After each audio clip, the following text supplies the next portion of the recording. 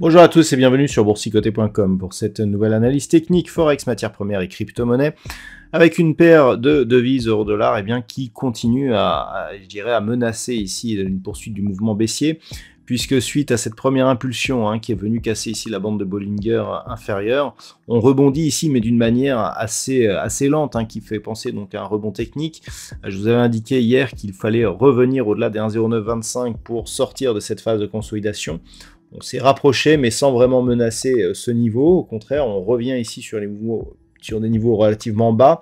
Donc globalement, tant que l'on reste ici sous cette zone des 1,0925, eh bien l'objectif reste une poursuite de la phase de consolidation en direction ici des 1,0780. Pour l'instant, eh bien cette dynamique ne remet pas en cause le fond de tendance qui reste orienté à la hausse.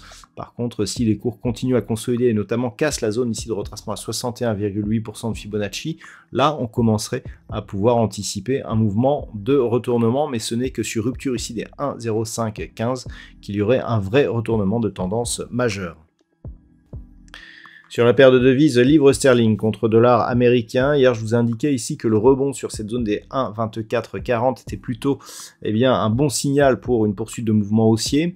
Alors on est toujours sur ce setup, mais attention, on peut voir donc cette zone ici qui était résistance sur ces zones majeures et qui est en train ici de devenir support suite à franchissement. Par contre, ce qui est un peu moins rassurant, si on est haussier donc sur cette paire de devises, c'est le fait ici que l'on passe donc sous la moyenne mobile 20 exponentielle et qu'il semblerait que cette moyenne mobile semble agir comme une zone de résistance.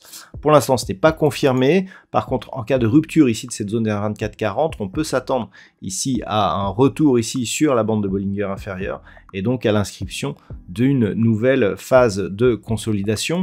Alors, lorsque l'on observe un petit peu ce qui se passe et que l'on trace ici les retracements de Fibonacci, voilà, on est sur un test actuellement de la zone de retracement à 23,6%. Si on cassait un 24,40, eh bien, on serait sur un objectif ici à 1,2344 et on sortirait ici une phase de consolidation horizontale, puisque tant que l'on est ici globalement sur la zone de retracement à 23,6, on peut considérer que c'est une consolidation à plat. Par contre, la rupture de cette zone des 1,2440 confirmerait la sortie de cette consolidation à plat au profit d'une dynamique un peu plus directionnelle et donc orientée à la baisse.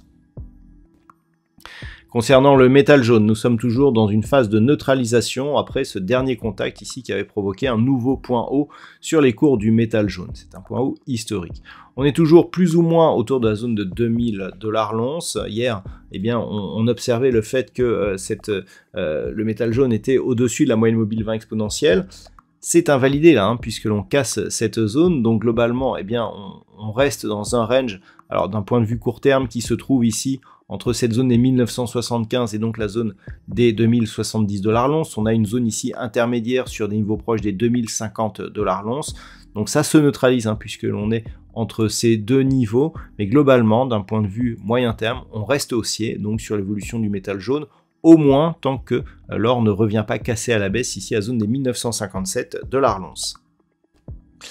Au niveau des cours du WTI, il semblerait que l'on se stabilise sur la zone des 70,40 $ le baril. Alors ce niveau qui était un niveau de support, semble agir pour l'instant sur les cours du brut léger américain. On est toujours sur une perspective de retour ici sur la zone des 65,20 pour invalider ce scénario qui ouvrirait la porte à une poursuite donc du mouvement baissier que nous avions eu suite à la première rupture ici de la zone des 70,40 et donc à cette attaque sur cette zone. On peut remarquer qu'actuellement, si on considère que l'on revenait assez directement sur cette zone, les tests se rapprocheraient, ce qui serait de nature à fragiliser justement cette zone de support. Donc ce serait, je dirais, le scénario le plus baissier. Par contre, pour sortir de cette dynamique, il faudrait casser assez rapidement la zone des 75 $ le baril, tant que l'on est autour des 70,40, donc sans cassure des 75 ou des 65,20, nous pouvons considérer que nous sommes dans une zone de neutralité.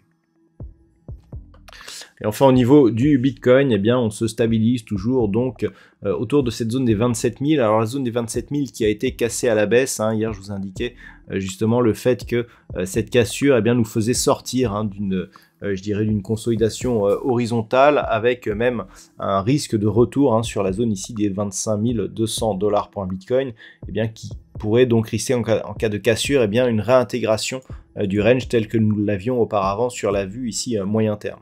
Donc pour l'instant on n'en est pas là. La zone ici des 25 200 n'a pas été attaquée. On revient au niveau de la zone des 27 200.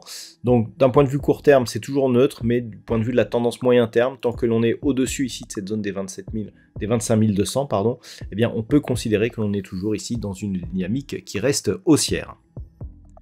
Voilà donc ce que l'on peut dire sur l'analyse technique de ces principaux actifs de marché. Je vous souhaite de passer une très bonne soirée. On se retrouve dès demain pour d'autres analyses techniques, toujours sur le site boursicoté.com.